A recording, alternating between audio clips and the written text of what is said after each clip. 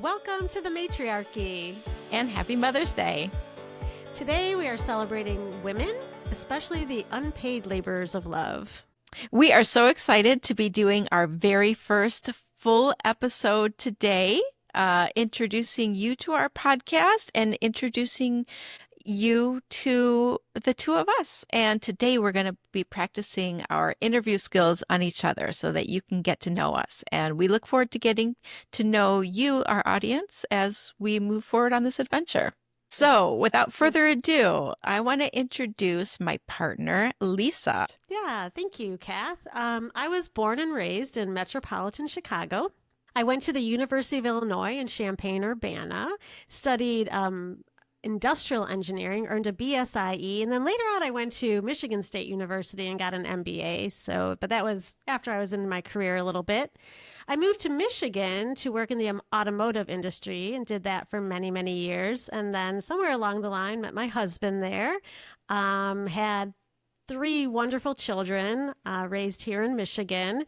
And now I have my own consulting business, and I'm excited to kick off this endeavor with you. So now I like to introduce my partner, Kath, and let's hear a little bit about your background.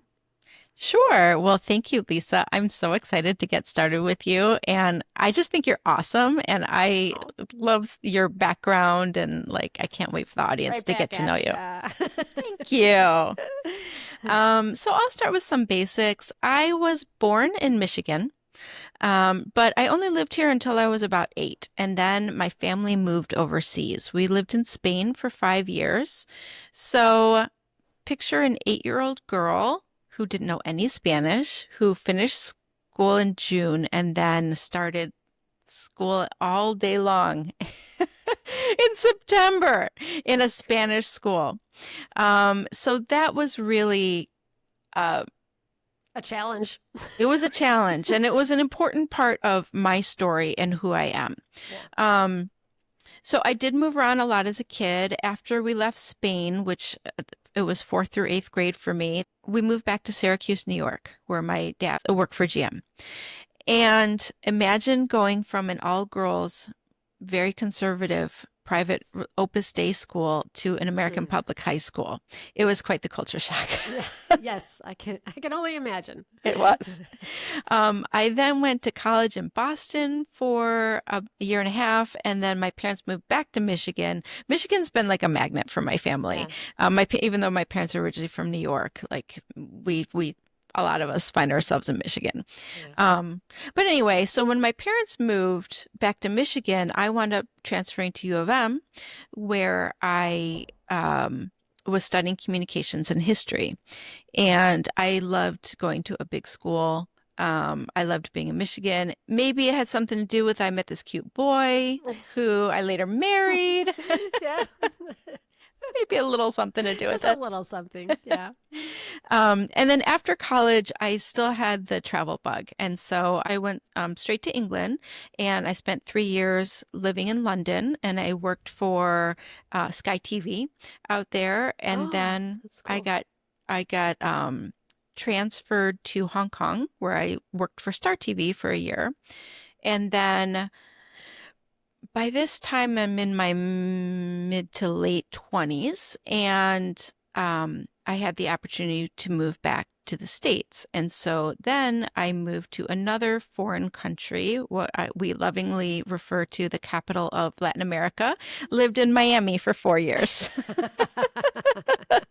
I worked for Sky Latin America, which...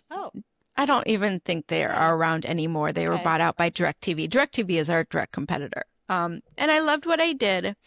I watched movies for a living, which my whole family loves to say that I did, but honestly, it's true. It's like a dream job, right? I mean, yeah. It was a dream job, although I will say 90%, maybe even 95% of what I watched was terrible. Oh, interesting. Yeah. It was terrible, and I had to. Movies are good. Yeah. And I had to figure out a way to make people want to watch them. Interesting. But I've always loved story. After Miami, that's when my husband and I got married and started our family, and we wanted to move back closer to our family. So we moved to Michigan. Well, actually, we moved to Ohio for a little bit, and then we moved to Michigan, and then back to Ohio for a little bit, and then back to Michigan. And here we are. Excellent. Not a straight line, but we are so glad you're here. Definitely not a straight line. I think what the through line is with all this is that I love meeting people. I love talking to people. I love hearing people's stories and sharing stories. And I'm just fascinated by what motivates people, what motivates to act. And I really think that story is what breaks through the noise. I agree. I agree. Okay, so with that, tell me about some of the women in your life and what factors shaped your worldviews. Yeah, absolutely. So I talked a little bit about what really was impactful on my worldview, which was moving overseas at a very young age. A lot of people ask me, "Well, did you like living there?" And I'm like, I don't know. I was 9. Like it was just Yeah. it was like that someone passes a fish and says, "Hey, how's the water?" And they're like, "What's water?" Yeah. Right? Like Right, right. I don't know. I It's was just what you living. experienced. Yeah. Yeah, I was just living with Yeah. my family. I will say that I have been really blessed in my life with a lot of strong women, Hmm. a lot of strong men in my life too. My dad, I have 2 brothers. I'm the youngest of 5. And my 2 sisters who are rock stars, my sisters-in-law. I have 3 aunts, and of course, my grandmothers and my mother. And I will spend just a few minutes talking about them because they were really helped shape who I am. I had one grandmother on my dad's side. She's Irish. She came over when she was a teenager. She immigrated. Um, she came right through Ellis Island. She was a very strong woman and someone that we always referred to, especially my mom. This was her mother-in-law. She said, "You know what? Your grandma Noose, she's a lady. She was a lady." Interesting. Yeah. Yeah, and she was a nurse. She was ahead of her time on a lot of things. My on my other side, my maternal grandmother. Now, she lived with us after my grandfather passed and I was in high school at the time. And if you have ever seen The Golden Girls, and Love you, that show. yes, squad goals, hashtag squad goals. Yeah, exactly. And if you remember Sophia, she Oh was yeah. the grandma. Character. Yeah. Yes, she was that. Then you can picture my grandmother. Amazing. She Amazing. was That had to be this fun. That's all I. very loving, not as rude as Sophia, Okay. really. But Okay. she Well, was good. tough. Good. Yeah. Yeah. But she was tough and she was fierce and she was the oldest of 10 kids. Oh And my. That would yeah, make you fierce. Yes. yes, Wow. yes. In fact, Yeah. she had she had my uncle and my grandmother still had another child after her. Oh wow. And so Okay. she spent a lot of time raising those kids. And the story has it that well, she was also the favorite of her father, Oh. because she Okay. was very responsible and um, she was tough. She really was just tough and she was fierce. And the Yeah. story has it she had 7 brothers and that she would spit on the ground and say, "Get over here before that dries." I should And try that. See how that and you know goes. what? They would. They They would. would. They listen. I love that. And so that, of course, leads to my mom. Mhm. And my mom she's like her mom in that she's very strong, but she's a lot different. And she's a lot like her father, who was mild mannered. He also immigrated when he was a teenager, but from Italy. Mhm. And I think that and he was an interesting man. When you look at old photos of like a true gentleman, you would see him Okay. represented. He came over with nothing. And he worked hard. Okay. Both my grandparents worked very hard. Um, and what was, I think, really interesting about my grandfather is for someone who came over in, I mean, gosh, the early 1900s, he really believed in education. He believed in the Mhm. power of education, and he insisted that my mom get her college degree. Uh, That's great. Yeah. she was the That's first in her family to do that's so. pretty early too. I mean, to insist that, a daughter get their education. Yes, So, yeah. he was very protective. Yeah. We can tell some funny stories about that some other time. But like how he followed her on a bus and a date. But Oh, okay. Yeah.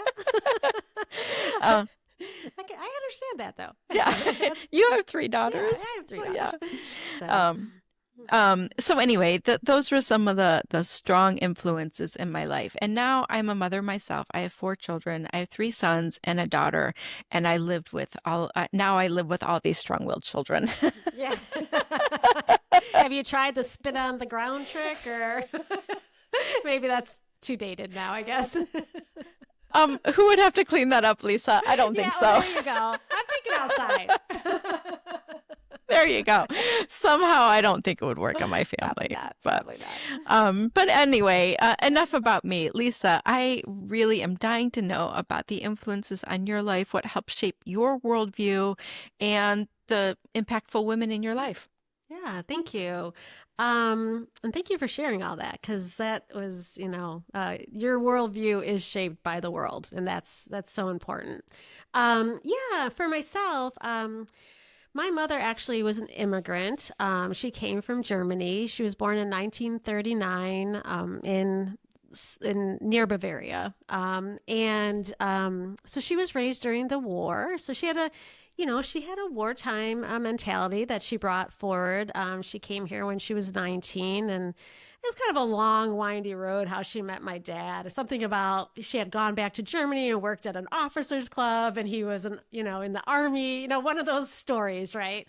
But yeah, they got married, and because I think she was from another country, like I always thought, probably like you found when you came to the United States, that I was thinking a little different than my schoolmates, right? Like I did have, the war on my mind often. So I was a pretty serious, quiet kid. And it's not just for that reason, but I think that played into it. And my mother was always a bit of a mystery to me because I was so curious. And she didn't talk that much about it. I think it was fairly traumatic. But, I was always, curious. And, but one thing that she did impress on me was that, not to depend on a man.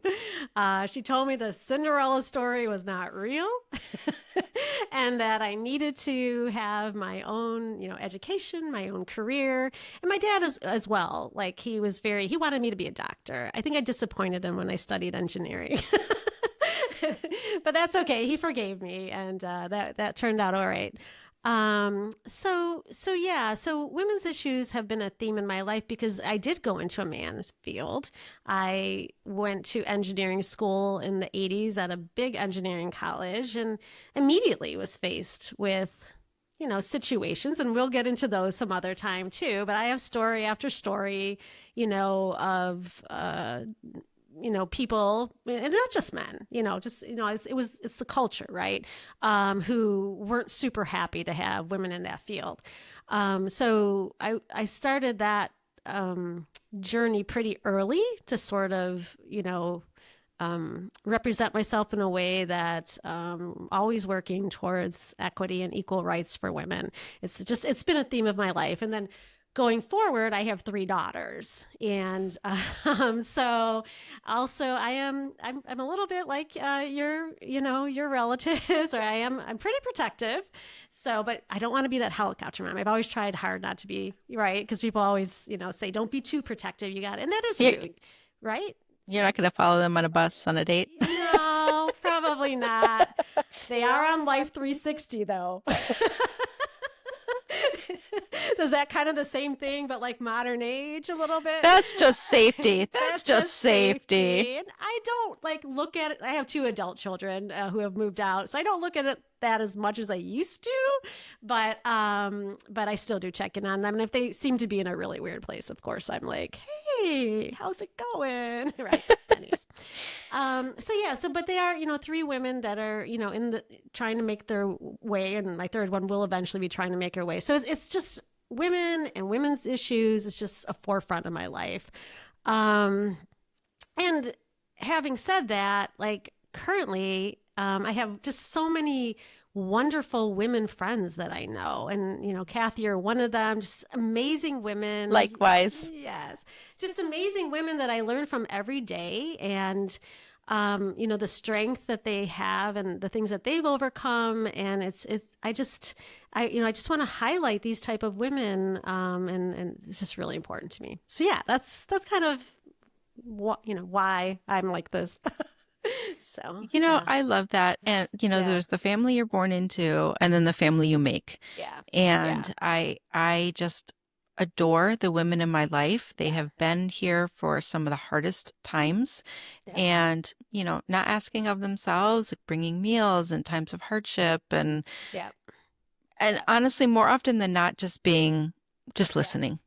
And I would be remiss not to mention my own sisters. It's hard a little bit because they don't live near here at all. I have one in California and one in Illinois. So, but they are still just, I know they are there for me all the time. And we do try to get together as much as possible. And they themselves are incredibly successful, strong women. So, yeah, it's amazing to have women around. So, and men too. We still love the men. So We love our I don't men. want to let him out. I have a great husband. And so, yeah. And we were just talking about yours, how great he is. So, Yes, yes, we were. We love the men in our lives. yes. But we are here to talk about uplifting women. And on that note, I wanted to pivot a little bit into how you found your voice. Like, Yeah. do you think you've always been able to speak your mind? Yeah, absolutely not. I think I kind of mentioned that I was a painfully shy child, and and then I think some point in my life, through my career, I learned to speak more in front of people, but it was about things that weren't my opinion per se. It was more like factual based stuff. And I was able to put together, pretty well, like speeches or whatever about that kind of thing. But when it came to speaking like my opinion and, putting it out there, I struggled with that most of my life. I think the 2016 election was a pivotal point for me. I, came off of that election. I was obviously looking forward to the having our first woman president. It was very disappointing when Clinton did not win, and it was even more disappointing to have somebody in office that so did not represent my values. It was a hard time, I think, for a lot of people. It was. So I'm the type of person that I need action to sort of. Otherwise, the despair can kind of take over. Action makes it easier to deal. And so I found myself in a room full of people. Most of them were women who felt the same way that I did. And there were some very accomplished women in that room. I felt a little bit intimidated. But one lady really said something that stuck with me, and I like to repeat it to as many people as I can because she was absolutely right.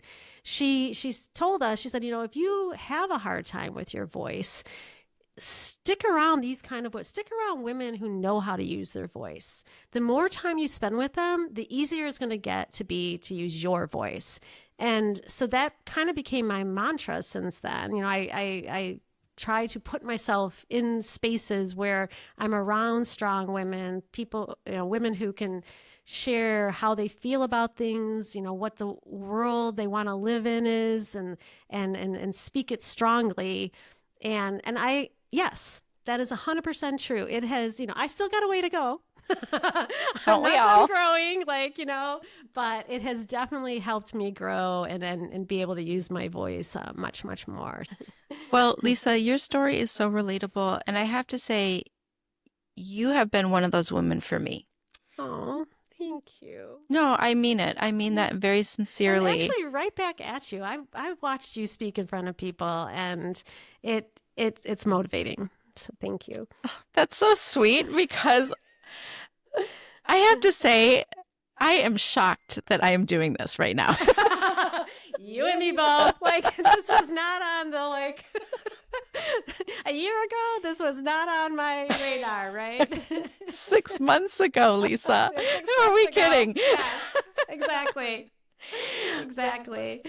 But I'm glad we are. I'm having a great time and I'm excited to be doing this with you. So what about you, Kath? How did you find your voice?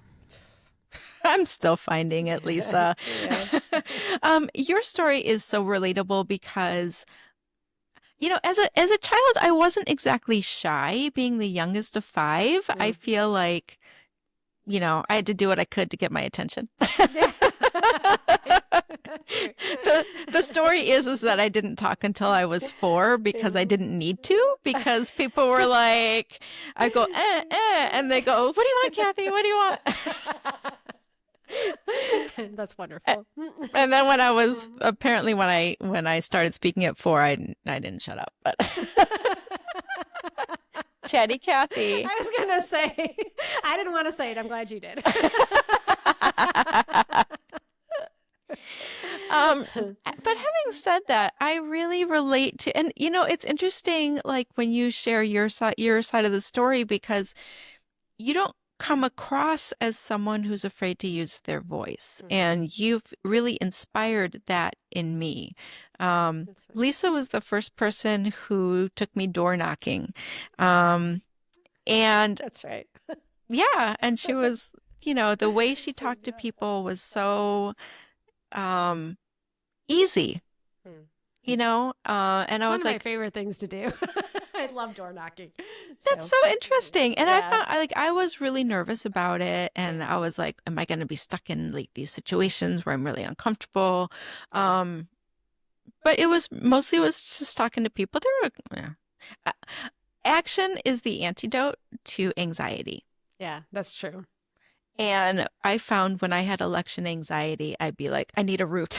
Yes, I'm the same. Just give me some doors to knock. Yeah. Yeah, same. And I will say, I never knocked a door before this election, It's before the interesting. fall. And you're a natural at it. I mean, because I remember at one point you're like, let me do this one. And I'm like, yeah, go. And you were no problem. Oh, Total well, natural. I have good mentors in my life. Yeah. But I will say that even though I didn't identify as particularly shy, I was super afraid to use my voice. Yeah. Like I had a deep fear of confrontation that informed like most decisions in my life. Interesting. I I avoided confrontation. I would walk away from situations. I had a hard time standing up for myself. Um, in some ways. Yeah. Um, my mom is someone who she would stand up for herself and for her kids, but she is very soft-spoken about it. Mm-hmm. Um, but I did see that it's important to stand up for yourself. It's just that in most things she didn't, unless she really, really, really, really, really cared. Yeah. She just was like, nah, it's okay. Yeah. Let it So go. Yeah. yeah, and it's a pick your battle thing, but Yeah. I do think like there were things that shouldn't have been battles that needed to be picked. Mm. And as I get older, I see that more where I'm like, I don't think I should be afraid to say what I think just Right. because it might make someone uncomfortable. Right. Um, and and having children, I not only have to stand up for myself, but for my kids. Yeah. And there were situations where they were relatively minor, um, but I wanted to make sure my kids knew that I had their back. Yes. 100%. Yeah, and it took me a really long time, and I really thought that this fear of confrontation was a deep character flaw. And I've come to realize that our weaknesses are also our strengths and vice versa. Totally true. I've Totally. I've come to see it as, maybe it's not the worst thing in the world that when I get pissed off, I don't necessarily lose my shit on people. Yes. 100%. And to learn how to talk to people. There is for me also. There's a time. I know I kind of know my trigger points now. So if it's something that's going to be too emotional for me, I will still avoid it until I'm ready. You know what I mean? Or like come at it from a different way. I think that's wisdom, right? I think we all have those things. So I hear what you're saying. I think that's Yeah. wisdom and it's maturity. Yeah. I still think picking your battles is it, Still it's wise. it's still wise. Yeah, It's absolutely. yeah, we just don't have to fight every yeah. No, no. And and I think that the self-awareness and many years of therapy, I just recommend therapy for everyone. Same. I'm like Therapy is anybody could benefit from it. I I mean, it's yeah, yeah, and what I came, during COVID, I think a lot of things came to a head for me. mm, Um, interesting. yeah, I had my oldest was about to go off to college, and it was like deep COVID. I had four Yeah, kids at home. Um, there and there was external factors and internal factors. yeah. And I went through this period for about 2 years where like I'm a hardcore fiction girl. Like I like historical fiction. I like, I love to read. I like, just like an easy So, romance. who is one of your favorite authors? Just throw it out Oh, there. just for fun reading, you Yeah. mean? Leanne Moriarty. Oh, okay. What are some of her books? I She, feel like I've read her, but I'm not. It's I'm like sure you have. She okay. wrote the one that really stands out to me is called What Alice Forgot. Oh, okay. I'll have to check And that out. it is not like gonna change your life, but it just hit me in some way at that Yeah. time in my life. It was about this like young mother and she had like three kids or something and she was like on a treadmill, right? And she like fell off and hit her head. And when she wakes Oh. up, she doesn't remember the last 10 years of her life and she was Oh. just about to get married. And so in her mind, she's like, oh, I wonder what my kids are going to be like, and marriage is going to be so great, which That's it so is. cute. That's so cute. Yeah. But imagine being dropped with that mindset Yeah. at 10 years later, Yeah. three kids under your belt, going, what the heck happened? This is not how I thought it would go. That is good. um, but anyway, going back to that time in my life, it was significant, and and maybe I'm not alone in this. I had a really hard time focusing on a book and I switched to audiobooks. And for some reason, even though I love fiction, I just I couldn't do it. I didn't have the attention span at the time for it. And I went into these nonfiction like self-improvement books. I tore through just about everything Brene Brown wrote. But it really sent me on this journey of like self-discovery. And I was like, oh, boundaries.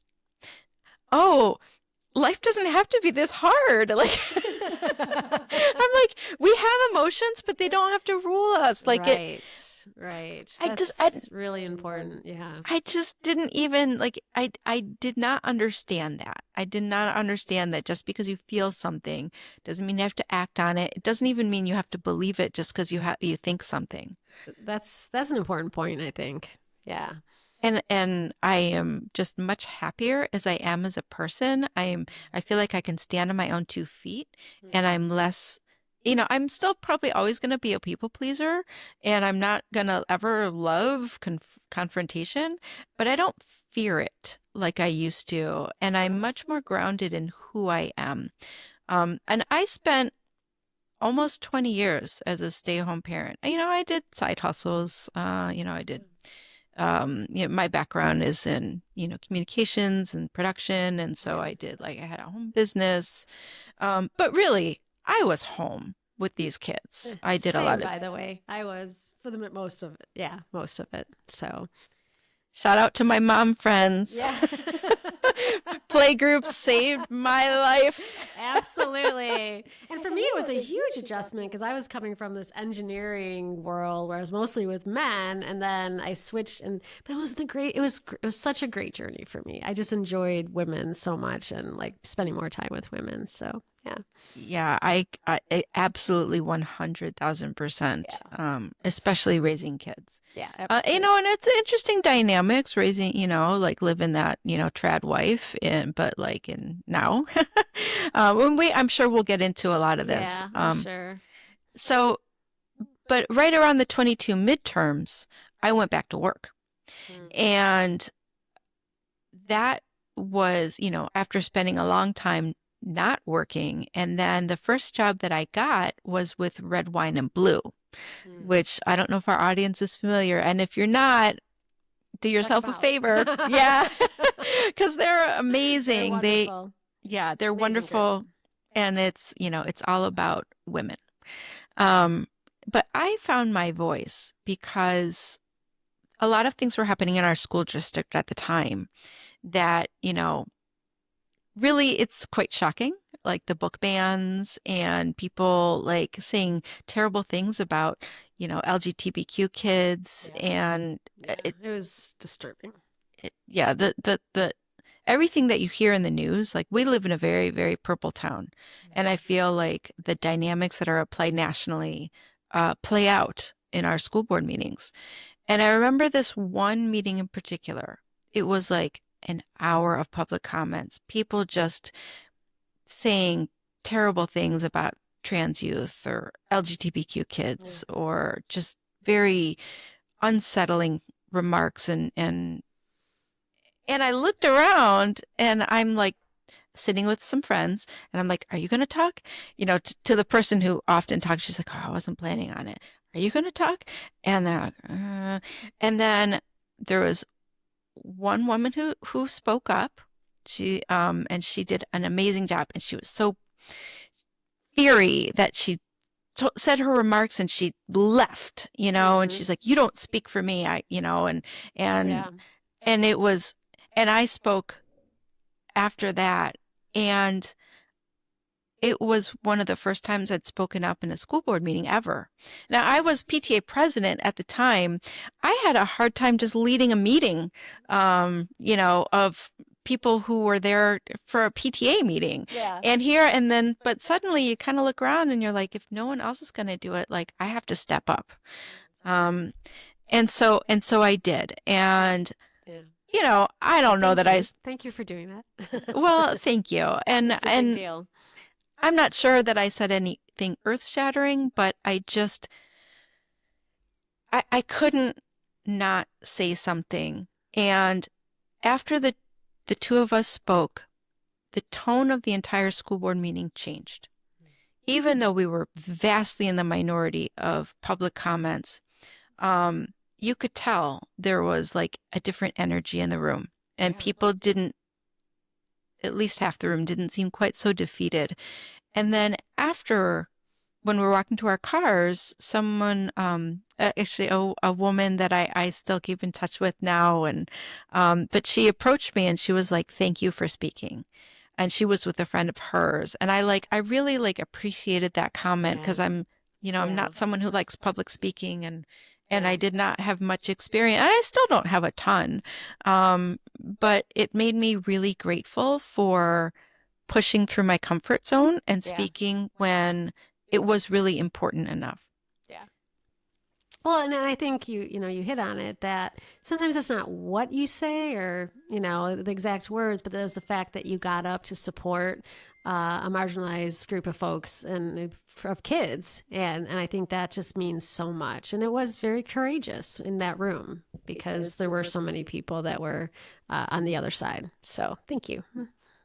I appreciate you saying that. And I have to say, since then I've spoken up more and I do feel like I had this community at my back because I was with Red Wine and Blue at the time. Mm. Um, and I think that's how we get through this Yeah, is being in community. I agree. And if honestly, if I can speak up anyone can. It is something that you have. Same. That's see that Lisa, when I see you, that surprises me that you say that because I see someone so comfortable in their own skin. I want that. Like it makes me want to be around you and being with women who are strong Yeah. and like support and uplift each other Yeah. to help each other, Right. move forward. Exactly. And that, and that's been, I think, we're on the same journey because that has exactly been my motivation. And honestly, there are days when I'm like, I just kind of want to just take a couple of weeks off and just sleep. But then it's like, but I love my people. I love the women and I love everything that all the action that's being taken right now. And well, I'm sure, over time we'll talk more about all the things that, are happening. But I want to be a part of it. And I want to, stay connected with you and all these other women and just so grateful for it. Yeah. Well, this is a great lead in to my next question for you, Lisa, Okay. which is, what does the matriarchy mean to you? Hmm. Well, first and foremost, when I think of a matriarch, I think of a nurturer, um, and a nurturer nurtures all life, right? So girls, boys, men, women, but also the earth and our animals, wildlife, and so when I think of the matriarchy or a matriarch, I think of the system of nurturing and yeah, that's kind of like the main word that comes to my mind. How about you? What do you think of? You know, when we came up with the name the matriarchy, well, actually, when Lisa did, and I was like, oh, I love that. I'm someone who like I have to be pretty comfortable in order to speak up, and I will say I think that can be a little bit of a trap because I don't think we have to understand. I don't think we have to be perfect in order to speak up. Right, I agree. Having said that, we're starting this venture and we're putting this name out there and our names. And, I really did want to feel comfortable with like my For thoughts sure, on for this. sure. So I did a lot of research, which let's be honest, a lot of Google searches too, but read a lot of articles on what is the matriarchy? What does the matriarchy mean? And there was not like one conclusive definition. So I will say what it means to me. When I think of a matriarch, the first person that I think of is well, the first three are my mom and grandma and two grandmothers. Mm-hmm. Um, but I also think of my three aunts. My dad had three sisters. None of the three of them had children. But I see them as matriarchs because I don't think people need to have to be mothers to be matriarchs. I think matriarchs are strong women, and I think the matriarchy is a system that supports and nurtures each other, uplifts each other, and instead of power over, um, telling people what to do, although that's a fair bit of motherhood is telling people what to do, I'm not gonna lie. Um, but it's really empowering people. And Exactly. Yeah. like as a mother of two children who are in college, and two that are still at home, it is so bittersweet. I'm sure every mother listening can relate. It is so bittersweet to watch your child, you Mm-hmm. know, Yeah. leave the house, roots and wings, right? Yeah. Um, and to work yourself out of a job.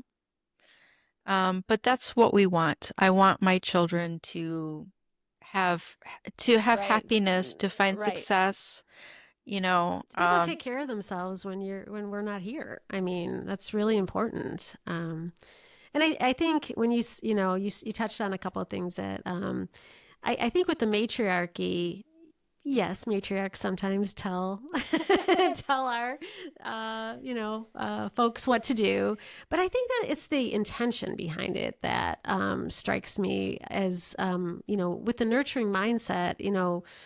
I think of a matriarch when they're telling the kids or people around them what to do. They're thinking about that. They're thinking about how to get them to be the best, live the best life that they can. And so I think it's with that motivation that is so important to look at. It's not just telling them what to do for the matriarch. It's not like this is for me as a matriarch, but it's for you. It's like, how are you going to grow to be the best person? So, I agree. Like I just keep going back to nurture. I keep thinking about the tree in the forest that's the mother tree, right? So, like, to me, that's a matriarch, right? There's So a tell me mother more. tree. Tell me more about the mother tree. I don't, I'm only just learning about this, and I'd love to explore this more in a future podcast. But, yeah. But like, imagine, like, so there's a tree in the forest that actually is responsible for nurturing or feeding other plants in the forest. And so that is a matriarch, right? A mother tree. And I just love that analogy. So, So, Lisa, why now? Why did you want to do this podcast? What are you hoping to get out of it? well, I find that in our society, if we go back to the idea of nurturers, I mean, there's so many great nurturers in our society. And I find that we don't highlight them enough. We don't talk about them enough. We don't even appreciate them enough, in my opinion. I mean, nurturers are really the backbone of our society. And so I'm excited about having an opportunity to explore that from every different angle with you on this podcast. And that's why when you suggested it, I mean, let's face it, it was your idea. And I was a little like, really? But once I thought about like what that could mean, like what kind of topics we could explore, and hopefully if other people tune in and they find it also interesting to explore and to highlight nurturers, matriarchs, or just the whole concept behind that, and even like you said, like both of us have sort of spent a little bit of time researching it, and we've created, an idea of what we think of the matriarchy. But I'm interested in hearing what other people think too. Like, what is their point of view on it? So that's why I'm all in. I am all in on this, Kath. Yay, me too. So what about you? Why? I mean, what made you say like we need to do a podcast, Lisa? Like, what was it? Um, a podcast was not something that I was like, I want to do a podcast. Like, I'm like, I'm not looking for the limelight. I'm like, exactly. does our face really have to be out here? I'm like that shy kid keeps coming out, right? I know. Um, but I think when we go back to that time that we had lunch that we talked about in our teaser, it was after the election, although our local elections went well nationally, it was not the outcome that we had hoped for, and there was a lot of, like how to and this was back in December before inauguration. Yeah. But we were sitting there, and that lunch turned into a pretty long lunch. It did. It did, and I just felt like the more we talked about how we get out of this, Yeah. And I think when we really came down to, and I think a lot about what Heather Cox Richardson says. If you, for our audience, if you follow Heather Cox Richardson, we recommend it. We do. Mm-hmm. We have to be in community, and we have to keep our joy. And when in talking to you, it was, how do we inform people about what's happening, but doing it in a way that is accessible? Yeah. And that, we're, when I first got my job with Red Wine and Blue, they, I had to fill out the questions, on the Application. Application, thank you. I wrote, well, if people have to eat their vegetables, like at least you could put maple syrup and bacon on your Brussels sprouts. Like, I love that. and you know what? I stand by that. Yeah. There is a lot of information that I want to learn, Yeah. that I want to share that I've learned. Yeah. I think there's a lot of questions out there, and I think people want to speak up more. I've seen that in people who were afraid to speak up and now feel that same urge that I did at that school board meeting. They're like, even if it's just sharing a post on Facebook, because they have that one family member who's going to push back. But they're doing it now. They're doing it now. Right. And we talked about creating content on social media that helps them do that. And so content to share, but also the courage to do so. Understanding the urgency. And the podcast grew out of what kind of content that we want to put out there, because at the end of the day, it's hard to be anonymous and have people connect with us. That's fair. That's a good point. Every time I talk to you, I feel like I get to know you just that little bit more. Same here. And Lisa and I are newer friends. Yes, we are. We've known each other for a few years, but not to this level, right? No. So, yeah. Like, I think, you've always been in these spaces with people that I like, and like, I'm like, oh, these are my people. But I think like what I'm looking forward on this journey is to getting to know you.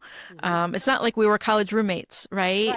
Right. We've been on different paths, and now our paths are crossing in something that I just feels, I'm just along for the ride. This is going to be a fun adventure. Yes. I agree. This is fun, and I'm getting to know you more and more each time that we talk. And this is just really good for my soul and mental health. I just have to tell you that. So I'm so happy to be here, and I look forward to our next one. Yeah, me too. And I want to wish all our listeners a happy Mother's Day. Happy Mother's Day. Celebrate your nurturers. Thanks so much for joining us for our first podcast. We hope you had fun, because we sure did. Sure, I did. And we wanted to remind you to follow us on all of our social media. Make sure you like and subscribe. You can find our podcast on Spotify and on Apple Podcast. Check out our website at www.envisionthematriarchy.com and check out our merch. Yeah, check out our merch. Kathy's been busy designing, so. And I do wash my clothes in between. But we'll constantly be updating the merch, mostly because we're having so much fun doing it. Yep. And I do love t-shirts. Yep. So, and we have actually included some t-shirt for the men in our lives as well. Very important. We all love those strong male allies. And if you would like to buy us a coffee for our next podcast, there's a spot on our website that you can do that. We'd much appreciate it. So thank you very much. We are thrilled to start this adventure with you, and welcome to our community. Welcome to the Matriarchy.